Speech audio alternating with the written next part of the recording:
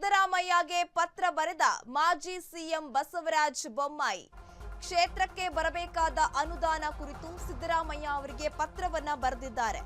BJP ಸರ್ಕಾರ ಇದ್ದಾಗ 300 ಕೋಟಿಗಳ ಯೋಜನೆಯನ್ನ ಮಂಜೂರು ಮಾಡಿದ್ವಿ.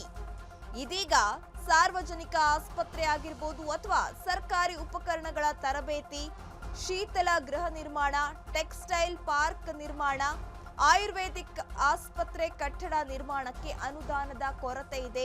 ಅನುದಾನ ಬಾಕಿಯಾಗಿದೆ.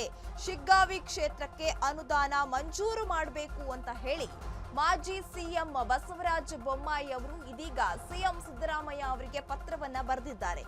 20 ವರ್ಷಗಳಿಂದ ಬಿಜೆಪಿಯ ಭದ್ರಕೋಟೆಯಾಗಿದ್ದ ಶಿಗ್ಗಾವಿ ಕ್ಷೇತ್ರದಲ್ಲಿ ಈ ಬಾರಿ ಬಸವರಾಜ ಬೊಮ್ಮಾಯಿ ಅವರ ಪುತ್ರ ಭರತ್ ಬೊಮ್ಮಾಯಿ ಅವರು ಸೋತಿದ್ದಾರೆ. ಹೀಗಾಗಿ ಕಾಂಗ್ರೆಸ್ ಅಲ್ಲಿ ಅಭೂತಪೂರ್ವ ಗೆಲುವನ್ನ ಸಾಧಿಸಿದೆ.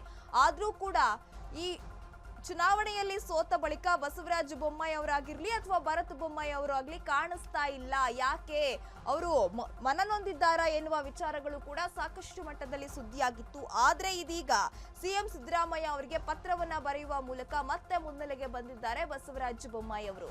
ಬಿಜೆಪಿ ಅಧಿಕಾರದಲ್ಲಿ ಇದ್ದಾಗ ಯಾವೆಲ್ಲ ಯೋಜನೆಗಳಿಗೆ ನಾವು ಹಣವನ್ನ ಮಂಜೂರು ಮಾಡಿದ್ವಿ ಅನ್ನೋದನ್ನ ಕೂಡ ಪತ್ರದಲ್ಲಿ ಉಲ್ಲೇಖವನ್ನ ಮಾಡಿದ್ದಾರೆ.